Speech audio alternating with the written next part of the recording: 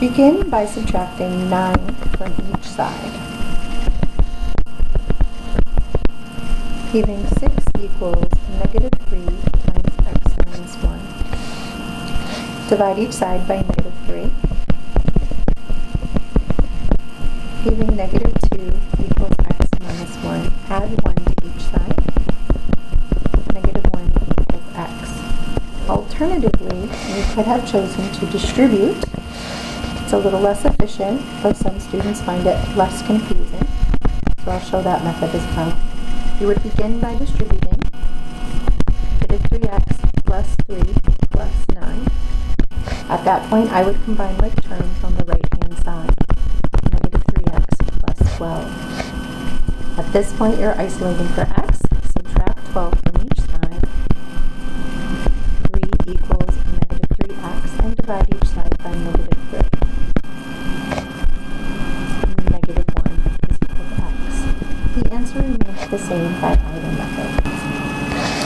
Use the technique of clearing the fraction to eliminate both the 3 and the 8 in the following equation.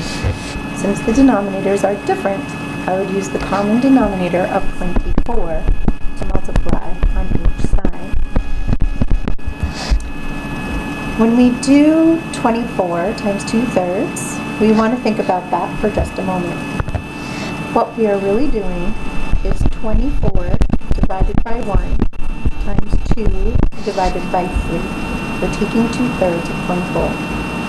When we look at numerators and denominators, we should notice that 24 is divisible by 3 and leaves 8. So this problem is really 8 times 2 divided by 1, or 16.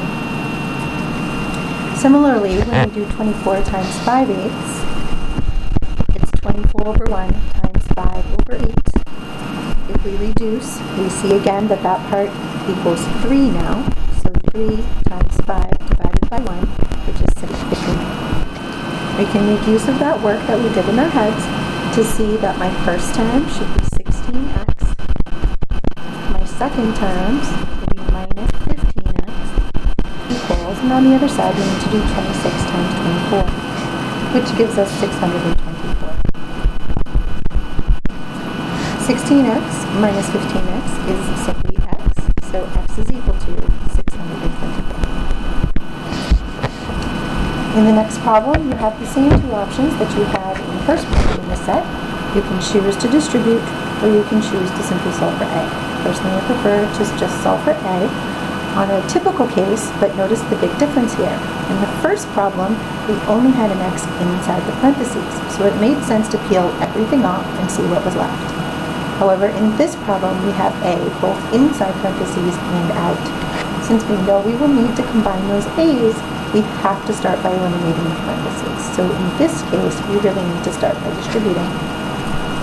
So we have 3a plus 5a minus 5 equals 51.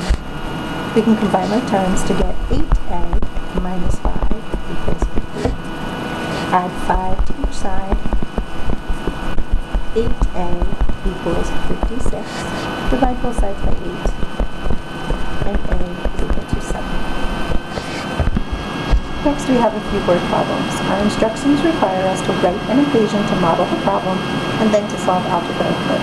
So we are expected to use algebra, not just a guessing test. However, whenever possible, a picture can be a great way to get started. Right away in the first sentence, I see the word rectangular. So I'm going to start by drawing a rectangle to give me a place to take notes as I read.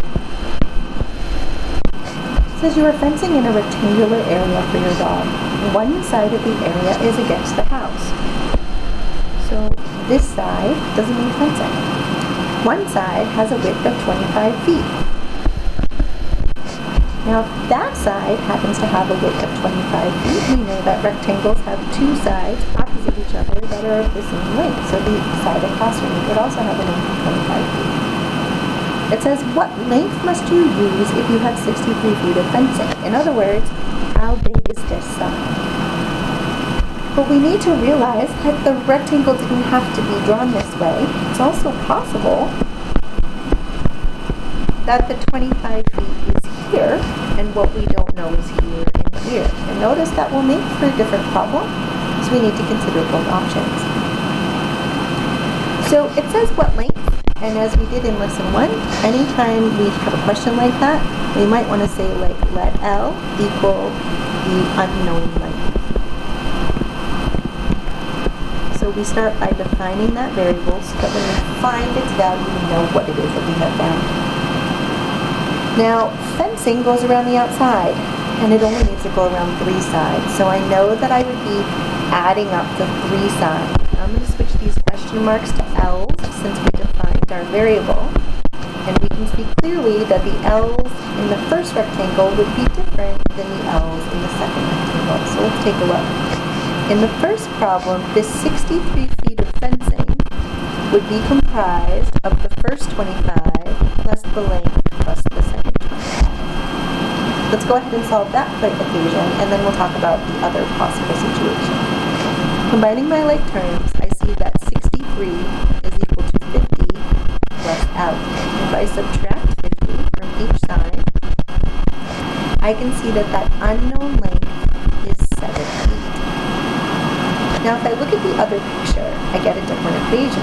It's still 63 equals. But now I have an L plus a 25 plus another L. So when I combine my like terms, I'm combining L's, not numbers. So I'm going to go to the side and see another amount of space. So I'm going to have 63 equals 2L plus 25. If I subtract 25 from each side,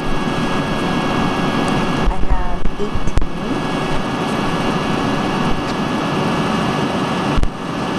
38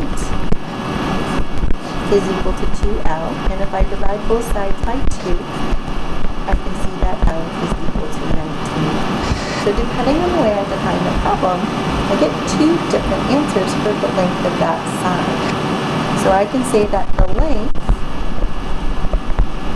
is either 7 feet or 19 feet. Since it depends how we interpret the problem, how the answer will turn out. We have another word problem. Noah and Kate are shopping for new guitar strings. Noah buys 2 packs of strings. Kate buys 2 packs of strings and a music book.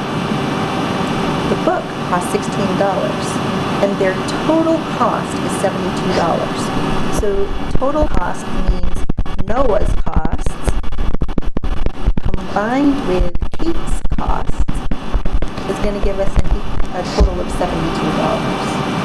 What we're asked to find out is how much is 1 pack of strings. So I might say C equals the cost of 1 pack of strings. Now when I find that variable, writing an equation, I'll know what it is that I found.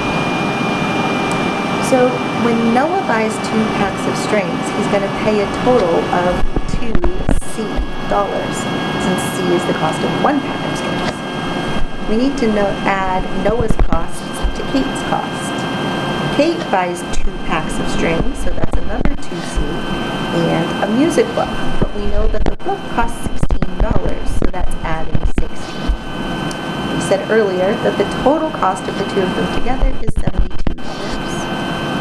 I would start by combining like terms. 2C plus 2C is 4C plus 16 equals 72.